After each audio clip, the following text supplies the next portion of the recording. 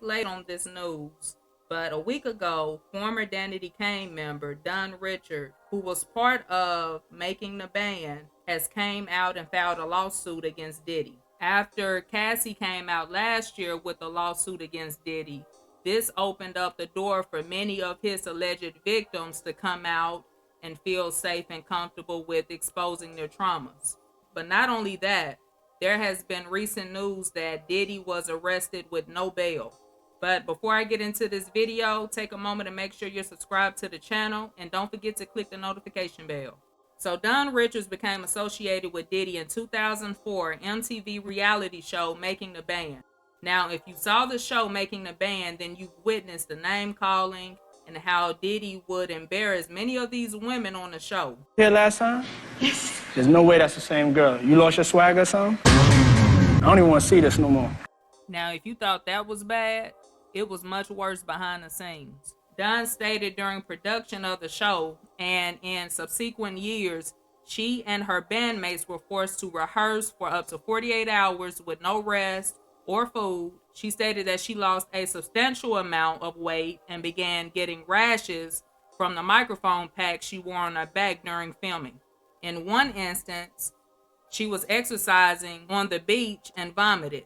Instead of MTV providing medical assistance, the crew continued to film the incident. In the lawsuit, Diddy also allegedly sexually assaulted her, deprived her of food and sleep, and refused to pay her adequately.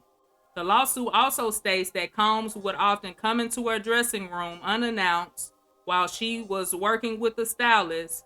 He would touch on her butt and around her breasts to signal where the clothing should fall. It says that Diddy also regularly asked her to strip down to her underwear in rehearsals, smacked Richard on the butt, and conducted meetings in only his underwear. Dunn also stated she witnessed Diddy brutally attack Cassie, his long-term ex-girlfriend, on several occasions. And those would be the times Diddy would threaten Dunn after these attacks and would tell Dunn if she said anything, there will be consequences and that he know how to make people go missing.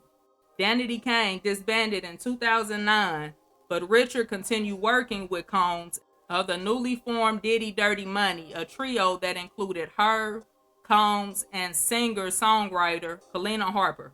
We can't go back to nothing, bro. It's not like I don't have anything. Like I know that we don't have it. Like I don't. This is it. This is a dream. This is. Dunn says that she began fearing for her physical safety after she and Harper went to Combs' home in Los Angeles.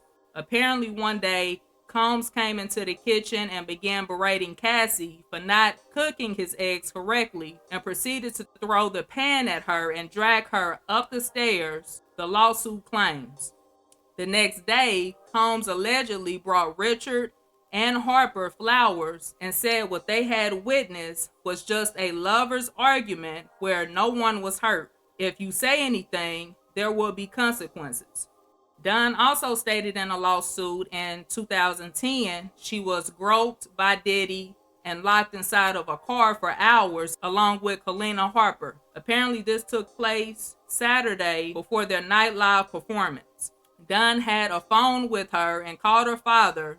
He arrived in New York from Baltimore a few hours later and threatened to call the police on Combs, who allegedly told him to think about your family and think about your daughter's career.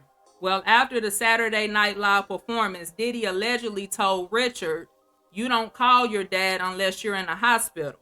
Dunn also made an alleged complaint that she witnessed Diddy and his associates engaging in illegal drugs and sexual acts with underage girls. After Danity Kane broke up, Richard's songs were still being recorded by other artists on Diddy's Bad Boy Records. Apparently, Richard was promised royalties and license fees, which she never received. It says here that the estimates Richard is owed is about $1.2 million in unpaid wages and royalties, more than $350,000 for U.S. tour performances, and at least $1.5 million for her promotion of Ciroc, a vodka brand Combs partnered with in 2007. Dunn also alleges she was not paid for her involvement in a planned reboot for Making a Band in 2020, in which she was to appear as a judge. The show was in limbo due to pandemic. Dunn Richard is asking for a jury trial, compensatory charges such as lost wages, royalties, publishing, and touring, compensation for severe emotional distress, civil penalties, punitive damages, and attorney fees. And so that's what it looks like. Many women are coming forward and they're speaking out. But that's not it. Diddy was recently arrested Monday night at the Park Hyatt Hotel in Midtown Manhattan, where he had been staying. It says, as I'm reading on TMZ, that Homeland Security swooped on Monday evening and took Diddy into custody. He's expected to appear before a federal judge Tuesday, where the charges will be read. According to the official documents, Sean Diddy Combs is now a criminal defendant in sex trafficking, racketeering, and kidnapping case after a grand jury indicted him. Diddy has also been charged with 3 counts: racketeering conspiracy, sex trafficking by force, fraud, and transportation to engage in prostitution.